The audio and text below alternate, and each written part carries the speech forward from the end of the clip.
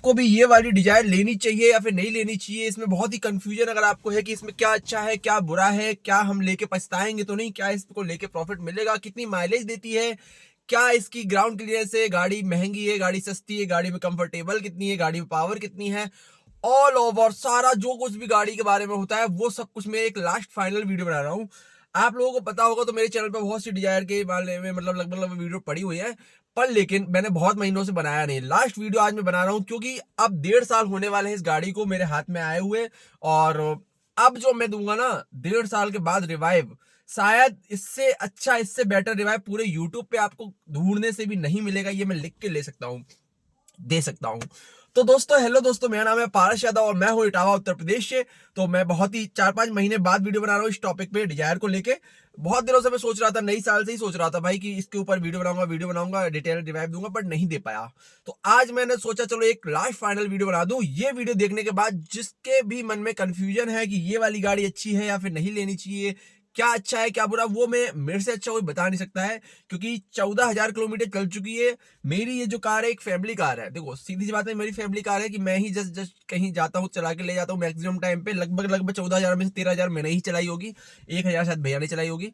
और मम्मी बैठती हैं और फैमिली मेंबर जो भी कभी कभार बैठते हैं। तो मुझे ऑल ओवर ना अपनी इस गाड़ी के बारे में ना जितना अच्छा मुझे पता है शायद वो किसी को पता भी नहीं होगा, क्योंकि फर्स्ट डे से ही मेरे हाथ में है, 1 हैंडेड कार है। और इसके बारे में मैंने जो कुछ भी पहले सोच समझ के ली थी गाड़ी, और चलाने के बाद कितना फर्क पड़ा है, वो सब कुछ जो है अगर आप खरीदना चाह रहे हो आज के टाइम पे, तो आपको इस वीडियो को जरूर देखना चाहिए लास्ट तक। वीडियो थोड़ी सी लंबी हो जाएगी, बट इसके अलावा आप दूसरा कुछ भी वीडियो नहीं देखेंगे, ये 100% है, क्योंकि ये मेरी बात आप मान सकते हो। क्योंकि मेरे कुछ भी हो, चलो बताऊंगा मैं आगे से। तो हम स्टार्ट करते हैं अपनी नई Maruti Suzuki Dzire, Swift Dzire को, जिसमें शिफ्ट रह चुका है, अब डिजायर है। जब मैंने ये ली थी, ये गाड़ी हुई थी 14 नवंबर 2024 को लॉन्च। और ये मैंने जो है लास्ट 25 मतलब 24 में ही लास्ट 30 या फिर 31 तारीख को, 31 दिसंबर को शायद मेरे घर पे आ चुकी थी ये, 30 दिसंबर को मेरे ख्याल से। तो लगभग 1.5 साल होने ही वाले हैं। अभी देखो अप्रैल चल ही रही है, तो 1 साल 4 महीने लगभग हो चुके हैं इसको कंप्लीट। ठीक है, मेरे ही हाथ में गाड़ी रही है। अब जब मैंने ये कार ली थी तो मैं इटावा से हूं, तो मेरे जिले में शायद ही उस टाइम पूरे जिले में 5 से 6 ही कार दिखती थी मुझे, मतलब दिखती ही नहीं थी, 1-2 कार दिखती थी, वरना 5-6 कार होंगी पूरे जिले में ओवरऑल। जब मैंने ये ली थी, क्योंकि नवंबर में लॉन्च हुई थी, इतनी जल्दी एजेंसी पे उस टाइम आई भी नहीं थी, क्योंकि डिमांड इनकी ज्यादा थी। एक एक महीने पहले ही वो उसका लग गए थे नंबर। और मुझे थोड़ी सी लकली जल्दी मिल गई थी गाड़ी, थोड़ा सा ही टाइम नहीं लगा बहुत, तो ये मतलब 5-6 दिन में ही मिल गई थी मुझे। पर लेकिन लोगों को एक एक महीने तक भी वेट करना पड़ा था जब ये लॉन्च हुई थी, क्योंकि एजेंसी पे गाड़ी आई नहीं थी। अब वो सब छोड़ो, अब आप जाओगे कहीं पे भी जाओगे तो ये गाड़ी आपको हर जगह आपको देखने को मिल जाएगी। ठीक है, उस टाइम बहुत ही अजीब ऐसा था कि लोगों को देखने को ही नहीं मिल रही थी, वीडियोस में ही लोग देखते थे, पर रियल में आपको कहीं पे भी रोड पे आप निकलोगे, आप यही मारुति सुजुकी देखो, स्विफ्ट डिजायर कितनी भी जब सेफ्टी नहीं थी उसमें, तब भी वो सबसे ज्यादा बिकती थी। अब तो यही शायद नंबर 1 है, 2025 में तो शायद नंबर 1 यही रही है, और 2026 में भी फिलहाल यही चल रही है। ठीक है, तो कंपनी वालों ने पहले कहा था कि इसको हम अपना उस मतलब टैक्सी वर्जन में लॉन्च नहीं करेंगे, पर लेकिन उन्होंने वो कर दिया था, वो मालूम था वो करेंगे ही। पर उससे कोई मतलब नहीं है टैक्सी वाली हो रही। देखो गाड़ी अगर कोई अच्छी है ना, अगर सबके पास है इसका मतलब ये नहीं कि वो बेकार है भाई, सबके पास है इसका मतलब ये कि उसका मेंटेनेंस कम है, उसका खर्चा कम है, उसमें फीचर ज्यादा है, वो अच्छी ज्यादा है, इसलिए। तो अब लगभग 4 मिनट हो चुके हैं बर्बाद। बर्बाद नहीं हुए, ये भी आपको जानना जरूरी था। अब इसके बाद मैं बताने वाला हूँ इस गाड़ी की खूबी और बहुत बेकार सिस्टम। सबसे पहले बात करेंगे हम गाड़ी के इंजन की। ठीक है, पावर की बात करेंगे और इंजन की। तो लोग कहते हैं 3 सिलेंडर हो गई है, 4 सिलेंडर से 3 सिलेंडर हो गई, पावर कम हो गई, पावर कम हो गई। तो देखो पावर डिफरेंस है, थोड़ा सा डिफरेंस तो देखो पड़ता है, सीधी सी बात है। बट उससे इसलिए उन्होंने 3 सिलेंडर किया है जिससे वो माइलेज ज्यादा दे सके। ठीक है, पावर का ऐसा है कि पावर आप अगर आप पहली बार आपकी फर्स्ट कार है, कोई फर्क नहीं पड़ेगा, आपने कभी गाड़ियां नहीं चलाई, आपने कोई बहुत ही अच्छी अच्छी गाड़ियां नहीं चलाई, तो आपको कुछ भी जीरो, आपको कोई फर्क नहीं पड़ेगा कि इसमें पावर कम है कि ज्यादा, एकदम बढ़िया लगेगी आपको। ठीक है, हाँ थोड़ा सा ओवरऑल डीजल गाड़ियां जो होती है, डीजल इंजन होते हैं, उनकी पावर बहुत अच्छी होती है। डीजल इंजन की पावर बहुत वाकई में अच्छी होती है, पेट्रोल इंजन की वैसे ही कम होती है, इसमें 3 सिलेंडर है। तो अब 3 सिलेंडर तो लगभग लगभग हर गाड़ियां 3 सिलेंडर ही दे रही है। महिंद्रा की बोलेरो भी 3 सिलेंडर दे रही है, अब तो छोड़ो कुछ भी नहीं। तो लगभग लगभग वो कंपनियां इसलिए दे रही है वो कॉस्ट कटिंग करने के लिए, और क्योंकि उतनी हमें जरूरत पड़ती नहीं है उतनी पावर की। ये गाड़ियों को पावर की वैसे भी कोई नीड रहती नहीं है। बट ओवरऑल मैं कह दूं कि तुम्हें कभी पावर की जरूरत पड़ेगी भी नहीं इसमें, बहुत सही है जितनी होनी चाहिए इस गाड़ी के अकॉर्डिंग, ठीक है। गाड़ी की प्राइस वगैरह सबके अकॉर्डिंग, अब तो गाड़ी ये 8.5 के समथिंग आपको मिल जाएगी। तब तो मुझे 9.25 की मिली थी, अब तो 8.5 में ही शायद मिल जाएगी जीएसटी 2.0 के बाद, ठीक है। अब इस गाड़ी की पावर में मुझे पर्सनली कोई कमी नहीं लगती है, प्राइस के अकॉर्डिंग ये गाड़ी बहुत सही है, ठीक है। अब इसमें बात करेंगे हम इसकी टायर्स की। तो इसका टॉप एंड मॉडल पे जो है 15 इंच के टायर आते हैं, इसमें 14 इंच के आते हैं। तो टायर पे मुझे लगता है कहीं ना कहीं टायर इस VXI मॉडल जो पेट्रोल वेरिएंट है इसकी गाड़ी का, टायर थोड़ा सा मुझे लगा कि हाँ इसके थोड़े से पतले ज्यादा दे दिए कंपनी ने। मालूम नहीं उन्होंने माइलेज के चक्कर में किस चक्कर में, पतले टायर होने की वजह से जो टायर की ग्रिप होती है लेवल पे जहां पे भी कहीं पे भी, तो वो ग्रिप अच्छी नहीं है उस गाड़ी की। इस गाड़ी की ग्रिप अच्छी नहीं, जिससे अपन लोग ब्रेकिंग वगैरह लगाएं या फिर एकदम से वो करें तो बहुत अच्छी नहीं है, ठीक है। ग्रिप तो देखो बिल्कुल भी अच्छी नहीं मैं मानता हूँ, क्योंकि थोड़ा सा भी स्लोप वगैरह में खड़े हो या फिर कुछ मट्टी बिचरी वगैरह होती है ना, उसमें होता है तो वहीं टायर स्लिप कर जाता है इसका। तो वो मुझे ग्रिप अच्छी नहीं लगी। हालांकि गाड़ी फंसेगी नहीं, मतलब फंसती नहीं है, पर लेकिन वो ग्रिप होनी चाहिए वो, क्योंकि गाड़ी हल्की है। गाड़ी हल्की है, टायर पतला है, तो वो स्लिप तो करेगी ना, या तो हैवी हो वजन रखा रहे तो उसका टायर स्लिप ना करे। तो मेन रीजन टायर का मैं बताना चाहूँ, इस मॉडल का तो पर्सनली मुझे पसंद नहीं आया। इससे ऊपर वाला मॉडल है उसमें थोड़ा सा उन्होंने साइज बढ़ा दिया है, 15 इंच तो किया, उसका मोटाई भी बढ़ा दी जो नॉर्मल होनी चाहिए, तो वो तो कम से कम होनी ही चाहिए थी। टायर में थोड़ा सा नेगेटिव में मैं जाता हूँ, बट वैसे कोई दिक्कत नहीं है, ठीक है। अब बात करेंगे, सब लोग वो कहते हैं कि सेडान, एक तरीके से ये सेडान ही है, ठीक है। इसका ग्राउंड क्लियरेंस कैसा है? तो ग्राउंड क्लियरेंस वगैरह देखो, मैंने सारी वीडियोस बनाई है, 4-5 महीने पुरानी मेरी वीडियोस देखोगे, उसमें लगभग तुम्हें गाड़ी की हर तरीके से मैंने गड्ढे वड्डे सब जगह खुदा के दिखा रखा है एकदम पर्सनली। बट मैं ओवरऑल आज ना कोई भी वीडियो तो मैं नहीं दिखाऊंगा, आज सिर्फ और सिर्फ मैं मेरी आवाज, मेरी वॉइस सुनो, मैं क्या कह रहा हूँ उस चीज को सुनो, वो 100% सत्यता के साथ, एकदम 100% एक्यूरेसी के साथ मैं बता रहा हूँ जो रियल लाइफ में रिवाइव है। और जिसके पास ये गाड़ी है वो बता देगा, उससे पूछ लेना कि ये रिवाइव सही है या गलत है, क्योंकि मैं झूठ मैं क्यों ही बोलूंगा, मुझे कौन सा कंपनी पैसे दे रही है, ठीक है। मैं इसकी बुराई अच्छाई दोनों बताने वाला हूँ। अब बात करेंगे इसके ग्राउंड क्लियरेंस की। तो ग्राउंड क्लियरेंस इसका ना बहुत ही बेकार तो नहीं कहेंगे, बट बेकार है। बहुत ही बेकार नहीं कहेंगे, बट बेकार तो है। अब बेकार का मतलब ये है कि आपको मालूम है अपना इंडिया है, अपने इंडिया में रोड्स कैसी होती है, ठीक है। हाँ, पर नॉर्मल रोड्स में ये निकल जाती है, निकल जाती है, पर लेकिन जो इसके साइलेंसर होता है तो नीचे कैसा वो कहीं ना कहीं टच करता है, टुचुक टुचुक ऐसे ऐसे अपन निकाल लेते हैं गाड़ी ऐसे ऐसे करके, पर वो नीचे टच हो जाता है बार बार। तो पता नहीं क्या लगता है क्या नहीं लगता है, बट आपको बहुत स्लो करके निकालना पड़ता है, बट गाड़ी निकल जाती है, फंसती नहीं है, सीधी बात ये है। हाँ, जैसे अपन ने देखा हो गांव वगैरह कुछ वैसी लोकल गलियां होती जहां पे लोग बड़ा सा ब्रेकर बना देते हैं, बड़े से ब्रेकर बना देते हैं। जैसे नॉर्मल ब्रेकर देखो इतने होने चाहिए, ठीक है, पर लेकिन बड़े बड़े लोग इतने इतने ब्रेकर भी बना देते हैं, इतने इतने ब्रेकर। तो ये गाड़ी वहां टच होती है। वहां टच कैसी होती है? अगर आप अकेले हो, जैसे मैं अकेला हूं, तो गाड़ी एकदम मतलब अकेला हूं तो वजन ज्यादा नहीं, तो 100 का रप है, तो गाड़ी आराम से निकल जाती है स्लो करके। बट अगर गाड़ी में 5 लोग बैठे हो, पीछे 3 और आगे 2 लोग, हम लोग 5 लोग बैठे हो, तो गाड़ी थोड़ी सी जो है सॉकर दब जाते हैं, और सॉकर दबने की वजह से वो डाउन वैसे ही हो जाती है, वैसे ही डाउन है, ग्राउंड क्लियरेंस बहुत कम हो जाता है। तो वो गाड़ी का जो बीच का हिस्सा है जहाँ साइलेंसर शायद बीच में नीचे होता है, वो जरूर टच करता है। तो कुल मिला के जो बड़े ब्रेकर्स है वहां बिल्कुल स्लो करके, बिल्कुल टेढ़ा करके आराम से निकालो तो निकल जाएगी। बट मैक्सिमम हो सकता है बहुत टाइम पे टच भी होती है, मेरी भी कम से कम 5-6 बार टच हो चुकी है बहुत सी जगह पे, मैं बहुत आराम से निकाला तब भी। हालांकि उससे कुछ बिगड़ता नहीं है, पता नहीं नीचे कट कट होती है, जब कुछ फूटे टूटेगा तब समझ में आएगा। पर लेकिन अगर आप तेज निकालोगे यहीं से तो 100% आपका कुछ ना कुछ टूटना है, इसलिए बिल्कुल स्लो करके निकालो। अब ऐसा होता है कुछ रोड है, हम लोग फर्स्ट टाइम जाते हैं, उसमें एकदम से हमें ध्यान नहीं रहता, तो ब्रेक ब्रेक नहीं लगाते तो वो टूटता है। इसका जो उसकी वजह से जो फ्रंट बम्पर भी है ना, उसका नीचे साइड से, फ्रंट बम्पर के किनारे या फिर नीचे साइड में बहुत तुम कितना भी बचाओगे वो टच होगा, वो रगड़ेगा, वो घिसेगा। इसको आप रोक नहीं सकते, हो सकता है वो टूट भी जाए आपका, ठीक है। तो ये बहुत ही मैं एक वो बता रहा हूँ जब मैं पर्सनली बहुत अच्छे से गाड़ी चलाता हूँ, क्योंकि फैमिली कार है भाई, पहली कार है, और पैसों से जब मेहनत की गाड़ी आती है तो हम लोग कोई भी हो भाई, वो एकदम से रद्द नहीं चलाता है, ठीक है, बहुत ही आराम से बहुत ही संभल के चलाता है, ठीक है। वो उनकी बात अलग होती है जिनके पास अंधा पैसा है कि हाँ एक गाड़ी दो गाड़ी है, उड़ा रहे हैं चला रहे हैं, कुछ हो जाएगा तो कोई दिक्कत नहीं। जो फैमिली कार होती है या फिर हम लोगों की जैसे अपन मिडिल क्लास वालों की जो पहली कार अगर ऐसी हो तो वो बहुत ही अच्छे से गाड़ी चलाएगा, ठीक है। इस उस हिसाब से मैं रिवाइव बता रहा हूँ, बिल्कुल परफेक्ट वाला। अब ग्राउंड क्लियरेंस हो गया, ठीक है। इसके बाद मैं बात करूंगा इसकी लाइट थ्रो।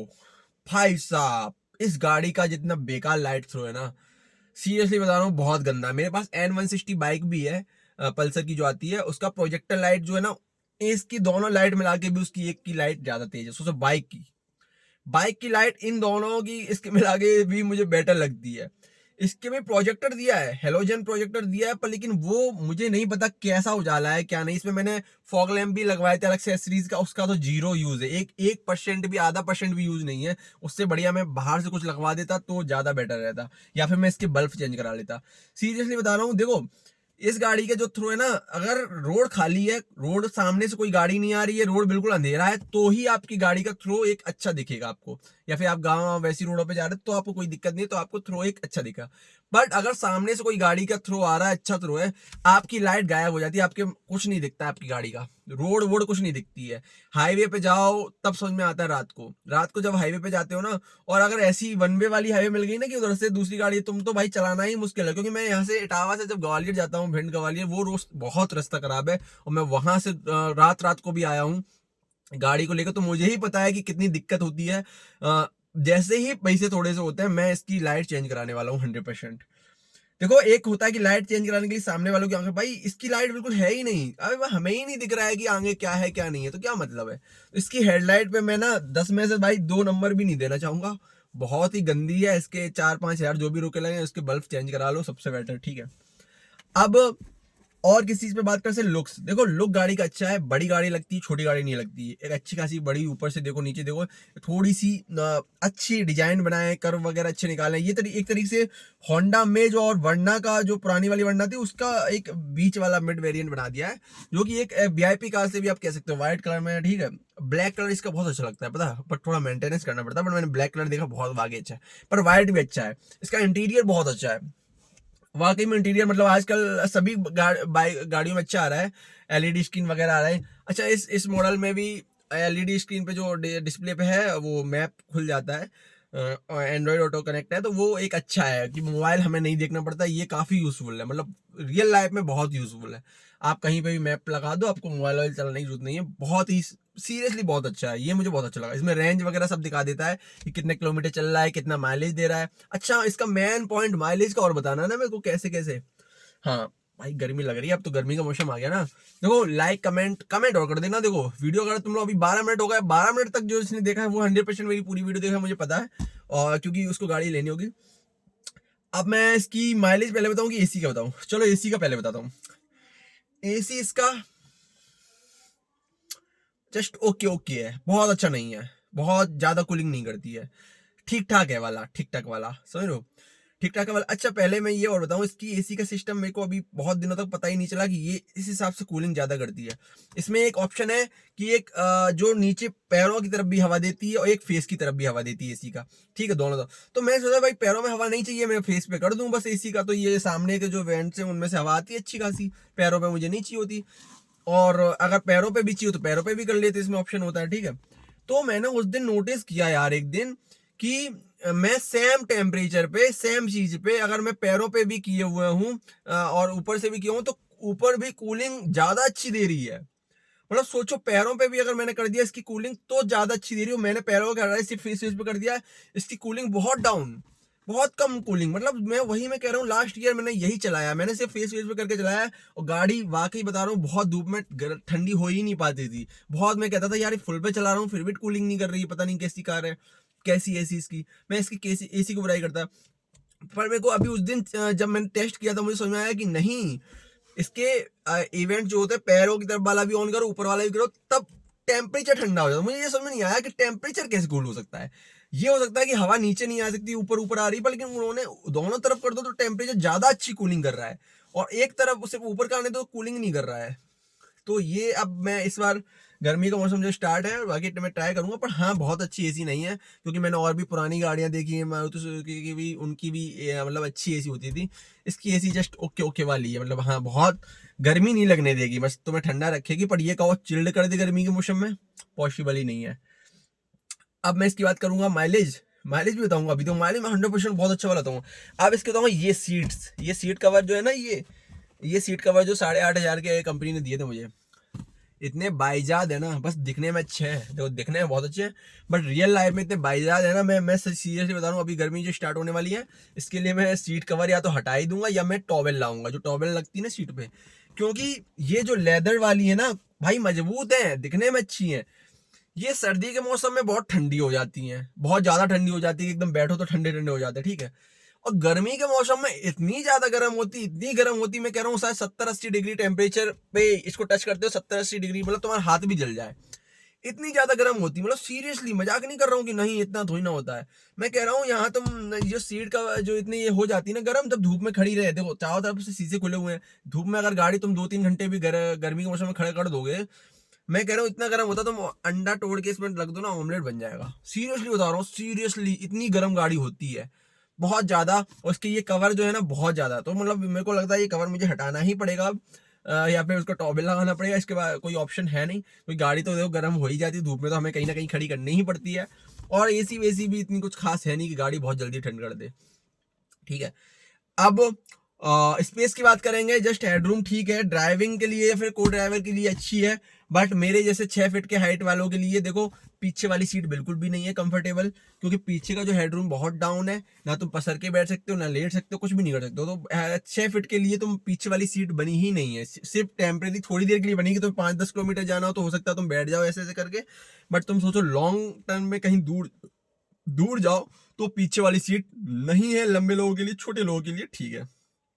कंफर्टेबल की बात करूं तो कंफर्टेबल भी देखो, मेरी मम्मी की जो है कमर में थोड़ी प्रॉब्लम होती है, तो मेरी मम्मी पीछे वाली सीट पे नहीं बैठ पाती, उनको इसी में बगल वाले में सीट पे ही बिठाना पड़ता है हमेशा। तो पीछे वाली सीट इतनी कंफर्टेबल पता नहीं क्यों नहीं लगती है, मतलब है भी नहीं, मतलब वो ऐसा लगता है डिजाइन ऐसी लगती है कि हाँ होगी होगी, बट अच्छा रिस्पॉन्स नहीं है लंबे टूर के लिए या फिर कैसे भी। पीछे वाली सीट जस्ट ओके है, कुछ खास नहीं है। अब मैं बात करूंगा डिग्गी की भी, मैं माइलेज की भी बताऊंगा थोड़ी देर मेरे को। इसकी इतनी बड़ी डिग्गी जरूर है, बट मुझे लगता है उसका कोई यूज नहीं है, क्योंकि डिग्गी में तुम सामान कुछ उतना ही सा गेट है, इतने गेट में तुम जितना ठूस लो ठीक है। बाकी जैसे कि मान लो और गाड़ियों में होता है ना, ये पूरा हिस्सा खुलता है, जैसे इसमें जैसे जैसे मान लो जैसे इसमें डिग्गी मतलब नहीं होती है, कुछ गाड़ियों में डिग्गी नहीं होती है, बट पीछे का पूरा गेट खुलता है। तो उसमें क्या होता है, ये जो पीछे वाली सीट होती है वो फोल्ड कर दी जाती है, फोल्ड करके आराम से पूरी डिग्गी जितनी जगह ही हो जाती है, उससे ज्यादा ही जगह हो जाती है। बट इसमें क्या सिस्टम है कि नहीं, कोई मतलब ही नहीं, बस डिग्गी उतनी जगह है, तो जस्ट इक्वल इक्वल सा है, कुछ खास डिग्गी का फायदा नहीं मिलता है मुझे तो नहीं लगता है। हाँ तब फायदा है जब 5 लोग बैठे हो तब सामान रख लो, बट मुझे लगता है मैक्सिमम मेरे घर में तो भाई 2 ही लोग आगे बैठते हैं, पीछे पीछे कोई बैठता नहीं है, तो इतना कुछ सामान का सिस्टम नहीं। बट हाँ ये कि 4-5 बैग भी आपके अच्छे से बन जाते हैं, कोई दिक्कत नहीं, मतलब 4-5 लोगों का सामान भी बन जाएगा। मैंने इसमें 3 बोरियां भी भरी, 3-4 बोरियां। मैं गाँव गया हूँ, मैं गाँव से इसमें गाड़ी में बोरियां भी भर के लाया हूँ, हालांकि वो लिमिट से एक्स्ट्रा रख ली थी, क्योंकि देखो ऐसा है, अपने पास गाड़ी है, अब वो 2 बोरी के लिए हम कहीं किराए पे तो किसी ऑटो टेम्पो तो लेंगे नहीं, ठीक है। अब गाड़ी है तो वो एक्स्ट्रा भले से रख लेंगे, तो वो मैं हर तरीके से इस गाड़ी को चलाया, इसीलिए बताता हूँ। अब बात करेंगे क्या, बात करेंगे अब माइलेज पे, ठीक है। अब आ जाते हैं माइलेज पे। तो माइलेज का देखो ऐसा है, इस गाड़ी का 100% मैं रियल बताने वाला हूँ। जब तक फर्स्ट सर्विस नहीं हुई थी, मतलब देखो वैसे फ्री सर्विस 3 होती है, बट 2 सर्विस में कुछ नहीं होता, वो नाम की सर्विस होती है, बस गाड़ी धुल के आ जाती है। तीसरी सर्विस जिसे फर्स्ट सर्विस कहते हैं, फ्री सर्विस, जिसमें ऑयल और फिल्टर चेंज होता है, जिसकी प्राइस भी बहुत कम थी, मतलब बहुत ही कम थी यार, कितनी 1700-1800 में मेरी 1700-1800 में पहली सर्विस हो गई थी, जो पेड सर्विस थी। मतलब सोचो उसमें ऑयल भी चेंज हो गया, 1100-1200 का शायद ऑयल आया था, और फिल्टर भी 100 रुपए का चेंज हो गया था, प्लस जीएसटी मिला के शायद 1600-1700 हो रहे थे उसमें गाड़ी धुल के। मतलब सोचो फर्स्ट सर्विस इतनी इतनी ज्यादा कम, मतलब मैंने एक्सपेक्टेशन नहीं की थी, मैं तो 5000 रुपये लेके गया था कि शायद ज्यादा हो, 4000 पता नहीं, बट सिर्फ 1700-1800 रुपये समथिंग लगे, वो भी जीएसटी वीएसटी मिला के, पता नहीं क्या कर रहे। तो इसकी सर्विस काफी अच्छी है। और सर्विस से पहले मैं कह रहा था यार क्या गाड़ी ले ली, पेट्रोल में क्या ही माइलेज दे ही नहीं रही, घंटा माइलेज ही नहीं दे रही, क्या क्या गाड़ी है ये। जैसे ही इसकी सर्विस हुई ना, भाई मानना पड़ेगा, मतलब सर्विस होते ही सीधे सीधे 2 से 3 माइलेज बढ़ गया, सीधा सीधा 2 से 3 बढ़ गया 100%। मैं पहले कहता था, मैं कहता यार इसका माइलेज के लिए मैंने वीडियो बनाई थी यार, ये क्या घटिया माइलेज दे रही है। बट अब उसने माइलेज जो सर्विस हुई उसके बाद माइलेज वाकई में देना स्टार्ट कर दिया। देखो ओवरऑल जो माइलेज का होता ना, मतलब गाड़ी जब से स्टार्ट हुई है स्टार्टिंग से उसका अभी तक का, तो ओवरऑल माइलेज इसका जो एवरेज माइलेज चल रहा है अभी 18.2, ऐसा 19 कभी पहुंच जाता है, कभी 20 भी पहुंच जाता है, कभी 16-17 ही रह जाता है। जैसी गाड़ी आप चलाते हो, तो इस गाड़ी को मैं जैसे ही लंबा ले जाता हूँ, लगभग मतलब 150 200 किलोमीटर वाला अगर मैं रूट ले जाता हूँ, वैसे ही इसका ओवरऑल माइलेज बढ़ जाता है, क्योंकि अच्छा माइलेज देती है। और जैसे ही मैं शॉर्ट में चलाता हूँ, लोकली में चलाता हूँ, वैसे ही उसका माइलेज घट जाता है। अब मैं तुम्हें बता दूँ पर्सनली, मैं तुम जैसे मैं लगभग मेरे गाड़ी में मम्मी ही मैक्सिमम बैठती हैं, और 5 लोग तो नहीं बैठते कभी भी, बहुत ही कम लोग बैठे होंगे, वरना 2 ही लोग बैठते हैं, ठीक है। मैं यहाँ इटावा से देखो, मैं मथुरा वृंदावन भी ले जा चुका हूँ, ठीक है। जो यमुना एक्सप्रेस है वहां पे भी ले जा चुका हूँ, ठीक है। मैं कानपुर भी ले जा चुका हूँ, आगरा कानपुर लखनऊ, जो आगरा कानपुर वाला हाईवे उस पर बहुत वाले जा चुका हूँ। यहाँ इटावा से ग्वालियर जो एमपी जाते हैं, वो वाली रोड पे तो मेरा अंदाज आना हुआ। इस बार तो पूरी गाड़ी मेरी ख्याल से वहीं चली है, मतलब हर हफ्ते उस गाड़ी वहाँ गई, ग्वालियर गई है, क्योंकि मम्मी की दवा वगैरह लेने के लिए। तो रोड की सारी तरीके की रोड, मतलब मैं कहता हूँ, मैंने देखो गांव में भी चलाई है, गांव वगैरह में भी को जाना पड़ा है, बहुत मार्केट में भी मैंने चलाई, इतनी इतनी मार्केट में ट्रैफिक में चलाई है मैंने। तो ओवरऑल मैं माइलेज बहुत ध्यान से माइलेज दिखता था, क्या इसमें जो इसकी जो मतलब डिस्प्ले है ना, उसमें दिखाता ओवर एकदम रियल माइलेज दिखाता है, ये मैं 100% श्योर हूँ, क्योंकि मैंने एकदम अच्छे से अंजवा रखा है कि हाँ ये रियल माइलेज दिखाती है। तो अब मैं बता दूं कि अब सर्विस के बाद बता रहा हूँ, अब हाईवे पे 80-90 की स्पीड पे भी जा रहे हो, मतलब 100 से ऊपर नहीं जा रहे हो, 70-80-90, ये 3 एवरेज पे आप चला रहे हो। अगर आप चला रहे हो एसी ऑन, देखो एसी तो ऑफ करके कोई मतलब ही नहीं है, क्योंकि ये गाड़ी ऐसी है कि तुम एसी ऑफ करके शीशे भी खोल लोगे, इसके एरोडायनेमिक ऐसे हैं कि हवा अंदर नहीं आती है। गाड़ी की हवा अंदर नहीं आती, आपको एसी ऑन करनी ही पड़ेगी। जब बहुत ही सर्दी वाला मौसम हो तो आपको गर्म हॉट एसी करनी पड़ेगी।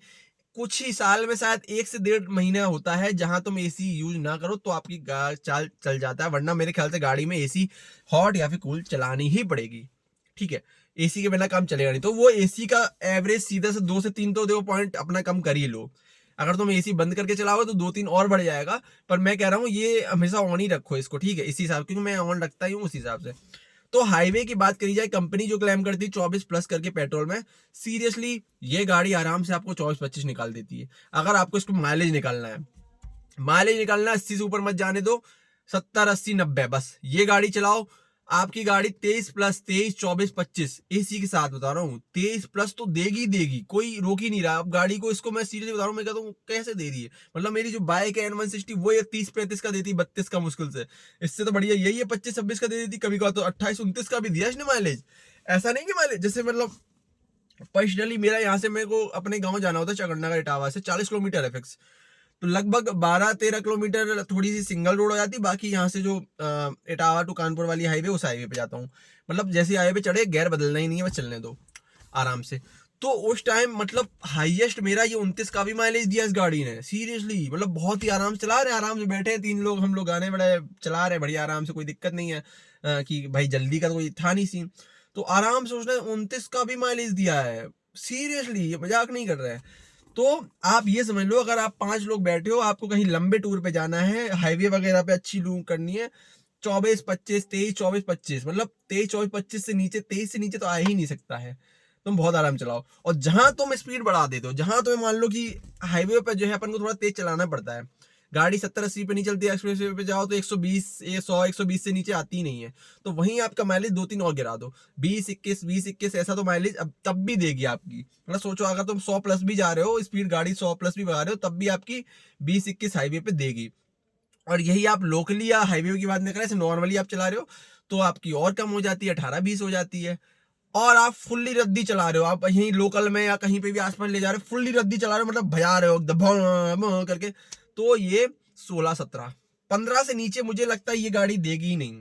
आप कितनी भी इसको रद्द चलाओगे ना, 15 से नीचे माइलेज इसका देना पॉसिबिलिटी बहुत कम है, कि बिल्कुल ही कितनी भी हद से ज्यादा करोगे एसी फुल रख के सब भी, तो 15 से नीचे नहीं आएगी ये, 16-15-16 के नीचे किसी भी हालत में नहीं जाएगी। बाकी इसका माइलेज हाईएस्ट 25-26 भी आ सकता है, और 15 भी, जैसे जैसी जो चला लो उस हिसाब से गाड़ी का रहता है। देखो वीडियो इतनी लंबी हो चुकी है, बट इसके बारे में ना अब कुछ भी बाकी रह नहीं गया है, सब कुछ मैंने अच्छे से बता दिया है, ग्राउंड क्लियरेंस बता दिया है, इसका माइलेज बता दिया है, एसी बता दिया है। हाँ, म्यूजिक सिस्टम का हो रह गया, जो BXI मॉडल है इसमें जो आया है म्यूजिक सिस्टम, तो वो ठीक है, मतलब अच्छा है, मुझे लगता है बेकार तो नहीं है। अगर आपको बहुत ज़्यादा शौक है गाने सुनने का, बहुत तेज आवाज़ का, फुल बेसी का, तो आपको बदलवाने की जरूरत है, वरना इसके म्यूजिक सिस्टम मुझे नहीं लगता बदलवाने की जरूरत, क्योंकि देखो भाई, गाने सुन सुन स्टार्टिंग जब नई नई होती है तब अपने शौक होता है गाड़ी में गाने बजाना, बट हम जब बहुत टाइम से बजाते हैं वही गाने होते हैं, तो हमें ज्यादा तेज आवाज में या फिर कभी कभार जब पार्टी वाला मूड होता है तभी बजाने का मन होता है, तभी आपको इसकी कमी फील होगी कि यार थोड़े साउंड और अच्छे होने चाहिए। बट नॉर्मल डेज में इसके साउंड बहुत अच्छे हैं, कोई भी कमी नहीं है, हर तरीके से साउंड, म्यूजिक साउंड एकदम अच्छा है, आपको बदलवाने की जरूरत नहीं है, सीधी सी बात ये है। ठीक है, और कुछ पता नहीं, इंटीरियर वगैरह गाड़ी वगैरह के लिए मेरे इसमें बहुत वीडियो डली हूँ आपने, दुनिया भर की अब तो मार्केट में है, तो आप देख सकते हो, इसलिए मैंने कुछ दिखाया नहीं। ये था 100% रियल रिवाइव। जिसके पास ये गाड़ी है उससे आप पूछ लेना, और आपको लेना है इसके बाद या फिर नहीं लेना है वो आप जानो। भाई, गाड़ी 5 स्टार रेटिंग के साथ आती है, 6 एयरबैग वगैरह हैं, और इसकी सेफ्टी बहुत अच्छी मुझे लगता है, क्योंकि सीट बेल्ट के लिए प्रॉपर बोलता है, गेट दरवाजा खुला तो ये बोलता है कि भाई दरवाजा खुला बंद कर लो, हैं, अगर पेट्रोल कम होने वाला हो तो बता देगा पेट्रोल भरवा लो, मतलब बोलता है प्रॉपर। मुझे गुड मॉर्निंग गुड इवनिंग की इसमें सेट कर दो अपना नाम, तो वो बोलता है जब भी तुम गाड़ी बैठते हो, तो बहुत अच्छा लगता है। ये छोटी छोटी चीजें हैं, बहुत अच्छी चीजें हैं, सेफ्टी के पर्पज से भी गाड़ी वाकई अच्छी है, फैमिली कार पर्पज के हिसाब से बहुत अच्छी है, और ऑल ओवर गाड़ी अच्छी है। प्राइस के अकॉर्डिंग तो सीरीज बात होता है, अच्छी के मतलब होता है प्राइस के अकॉर्डिंग, जिस प्राइस में ये दे नहीं मारुति सुजुकी वो एक अच्छी प्राइस है। और जो अच्छा था वो मैंने बता दिया, बुरा था वो भी मैंने बता दिया। अगर कभी भी गाड़ी लो एस सीरीज में, ये सीट कवर मत लेना, आगे की फॉग लैम्प मत लेना, ये 8,000 5,500 वो ये बेकार है, कोई मतलब नहीं है। इससे अच्छा आप कुछ और भी ले लेना, गाड़ी बाहर से कुछ करा लेना, मैंने बता दिया। बाकी आपकी मर्जी क्या है क्या नहीं करना। मैंने बहुत लंबी वीडियो हो गई। Thank you. लास्ट वीडियो थी डीआर को लेके, इसके बाद मेरी दूसरी टॉपिक्स पे आएगी।